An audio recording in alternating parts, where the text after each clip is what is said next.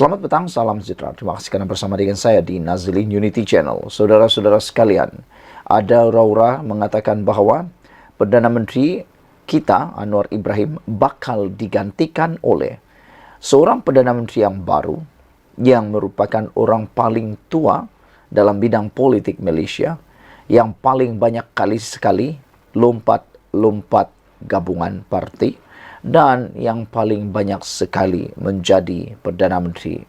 Siapa lagi kalau bukan Tun Dr. Mahathir Mohamad. Dikatakan bahawa benarkah Tun Mahathir Mohamad akan menjadi Perdana Menteri Malaysia untuk kali yang ketiga melalui pakatan yang baru pula, iaitu Perikatan Nasional. Namun ada netizen bertanya, buat apa Tun Mahathir nak menjadi Perdana Menteri lagi? Sedangkan tubuh fizikal beliau sudah tidak mengizinkan beliau lagi untuk bergerak aktif sebagai Perdana Menteri. Menjadi Perdana Menteri, kalau dia seorang yang buta, itu sudah pernah kita dengar. Kalau dia seorang yang cacat, tak boleh bergerak, itu pun kita dah pernah dengar. Tapi kita belum pernah dengar lagi seorang Perdana Menteri berusia 100 tahun menjadi Perdana Menteri, dan menjadi persoalan sejauh mana kemampuan fizikal beliau untuk bergerak ke sana sini bagi menyelesaikan masalah penduduk atau rakyat, bahkan menghadiri sidang parlimen pun kita masih tak dapat pastikan kekuatannya. Tapi tak apalah, kalau dah rezeki tak apa. Tapi mustahil Tun Mahathir boleh jadi Perdana Menteri kali ketiga. Itu catatan diperoleh daripada Sabudin.com. Veteran UMNO Sabah Salih Tun Said Kruak membayangkan Tun Mahathir Mohamad boleh kembali sekali lagi sebagai Perdana Menteri jika tindakan politiknya tidak diperhati serta diawasi. Berikutan keputusan 4 negeri tabiran PAS melantik bekas Perdana Menteri 2 kali itu sebagai penasihat tidak rasmi mereka. Saleh seterusnya melihat Tun Mahathir sekarang ini adalah ketua de facto Blok Pembangkang Perikatan Nasional. Dalam arena politik, cita-cita tiada had dan umur pula bukan menjadi penghalang. Oleh itu, jangan memandang rendah kehendak orang tua, katanya lagi. Secara mudah difahami, Saleh dalam hal ini sebenarnya ingin memberi peringatan kepada Anwar Ibrahim, PH dan UMNO agar sentiasa berjaga-jaga. Persoalan asas ialah, bolehkah Tun Mahathir Mohamad menjadi Perdana Menteri sekali lagi? Walaupun tiada perkara yang mustahil di dunia ini, tetapi daripada segi kemunasabahan dan hukum akal, terlalu sukar untuk Tun Mahathir mampu kembali ke puncak kuasa sekali lagi. Pertama, beliau ketika ini bukanlah ahli parlimen, dan ini setidak-tidaknya sehingga PRU16 akan datang yang dijangka diadakan pada tahun 2027. Sudah tentu, sudah tertutupnya jalan buatnya untuk menjadi Perdana Menteri. Memberi jawatan penasihat tidak rasmi kepada 4 negeri itu hanyalah untuk PAS memanfaatkan pengalaman dan pengaruh beliau. Di samping Tun Mahathir sendiri melihat ia sebagai platform agar suaranya selepas ini lebih didengari. Menjadi penasihat tidak rasmi seumpama Perdana Menteri tidak rasmi bagi 4 buah negeri tersebut. Saudara-saudara sekalian, yang mungkin berlaku dengan kedudukan tersebut ialah pengikut dan penyokong Tun Mahathir barangkali lebih dulu terbuka peluang untuk berniaga atau mengemukakan apa-apa proposal kepada 4 negeri sebagai peluang mencari rezeki. Kedua, selagi ada Muhyiddin Yassin selaku pengerusi PN dan Hamzah Zainuddin sebagai ketua pembangkang yang merupakan 2 tokoh utama gabungan Blok Pembangkang, ruang untuk Tun Mahathir menguasai PN boleh dikata sentiasa tertutup. Ini kerana Muhyiddin dan Hamzah Zainuddin juga teringin mahu menjadi Perdana Menteri sekali lagi atau Perdana Menteri. Seorang untuk kali kedua dan seorang lagi kali pertama. Malah, Hamzah sejak belakangan ini sudah ramai memanggilnya sebagai Perdana Menteri yang ke-11. Artinya, sebelum PRU 16 akan datang, kalaupun kiranya PAS sedia menjadikan Tun Mahathir sebagai ahli parlimen semula dengan meminta mana-mana ahli parlimennya sedia ada meletakkan jawatan, laluan mendaki kerusi Perdana Menteri tidak mudah buat bekas pengerusi pejuang itu. Kerana Muhyiddin dan Hamzah mustahil akan memberi sokongan.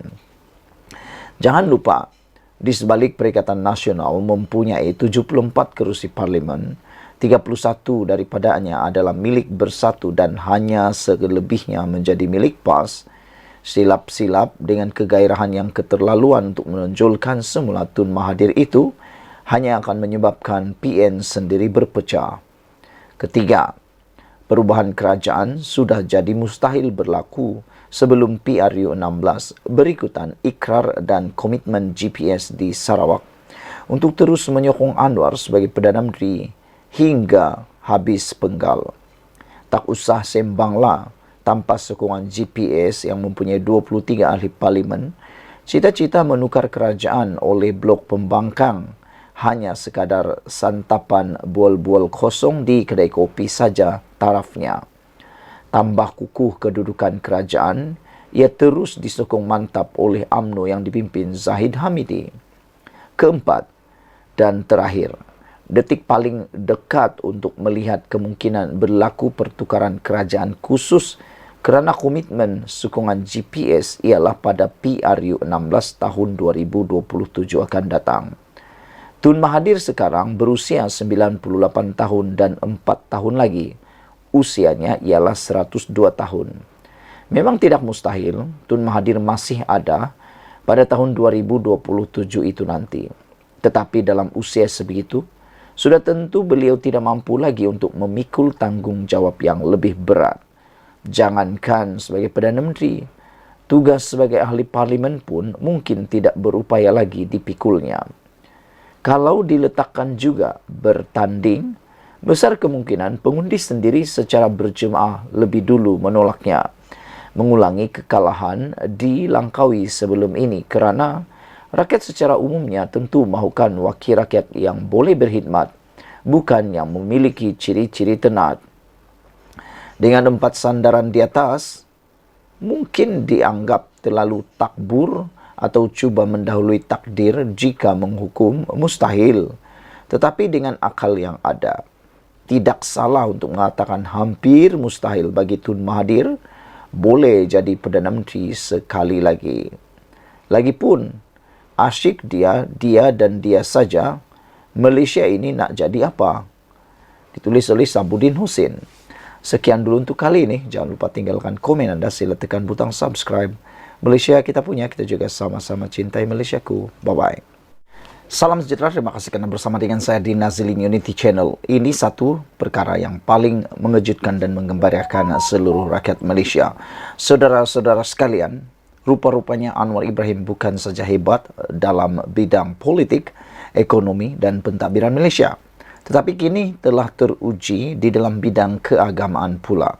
Kalau sebelum ini ramai yang menggelar Anwar Ibrahim seakan-akan tidak memiliki kredibiliti dalam pimpinan agama, nampaknya semua itu hanyalah satu perbuatan yang salah, hanya satu telahan yang salah dan mungkin boleh dikatakan sebagai palsu.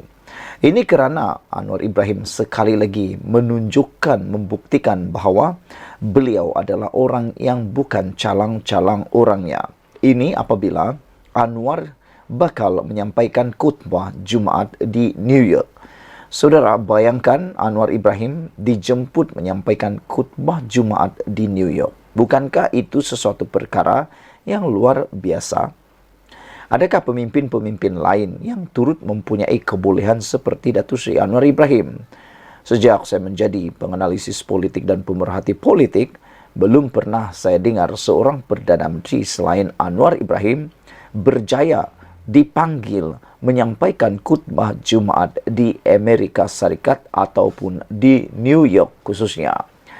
Bakal tercipta satu lagi sejarah apabila Perdana Menteri Datuk Seri Anwar Ibrahim dijadual menyampaikan khutbah solat Jumaat di Masjid Pusat Kebudayaan Islam New York pada 22 September ini.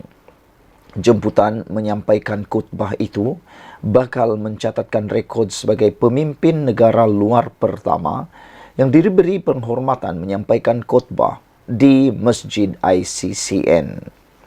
Pusat ibadah itu juga bersejarah kerana merupakan masjid pertama dibuka di kota New York pada 25 September 1995 yang turut menempatkan Ibu Pejabat Pertubuhan Bangsa-Bangsa Bersatu PBB.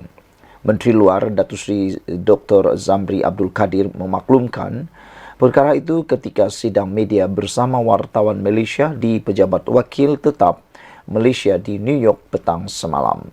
Menurutnya, Anwar yang juga Menteri Kewangan, Perdana Menteri akan berada di New York pada 20 hingga 23 September sempena Perhimpunan Agung PBB pada ke-78.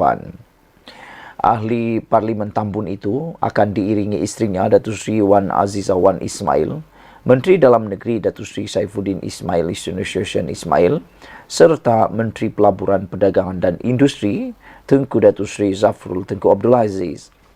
Turut serta Menteri Kesihatan Dr. Zaliha Mustafa, Speaker Dewan Undangan Negeri, Timbalan Ketua Menteri dan Ahli Parlimen serta pegawai kanan kerajaan dari kementerian yang berkaitan. Saudara-saudara sekalian, apabila membacakan tentang pencapaian luar biasa, mencatat rekod luar biasa Malaysia ini membanggakan kita semua. Maka dengan ini kata-kata di luar sana yang memerli, yang mengatakan Anwar Ibrahim seakan-akan bukan Islam yang sejati adalah sesuatu perkara yang tidak tepat sama sekali. Hal ini kerana Anwar Ibrahim telah pun membuktikannya kali ini, yang mana beliau kini bakal menyampaikan khutbah Jumaat di kota New York dan ini ialah sejarah baru untuk Malaysia. Sekian dulu untuk kali ini. Jangan lupa tinggalkan komen anda, tekan butang subscribe. Kita jumpa lagi. Bye-bye. Selamat petang, salam sejahtera. Terima kasih kerana bersama dengan saya di Nazilin Unity Channel. Saudara-saudara sekalian, ini satu pendedahan daripada Azalina Othman Said, Menteri Undang-Undang. Beliau kata, kenapa ketika Perikatan Nasional, kenapa ketika Muhyiddin Yassin berkuasa, kenapa ketika Perikatan Nasional masih berkuasa, tidak pisahkan kuasa AJ pendakwaan ketika berkuasa. Hal ini menimbulkan satu tanda tanya besar kepada kita semua. Menteri Jabatan Perdana Menteri Undang dan Reformasi Institusi Azalina Othman Said menyerang Perikatan Nasional kerana tidak memisahkan kuasa antara peguam negara dan pendakwa raya ketika gabungan itu mentadbir kerajaan. Ia selepas Ketua Pembangkang Hamzah Zainuddin bersatu larut mendakwa, kerajaan hari ini mengamalkan pendakwaan terpilih yang menyasarkan pembangkang, termasuk ketika Jabatan Peguam Negara membuat pendakwaan jenayah terhadap Muhyiddin Yassin.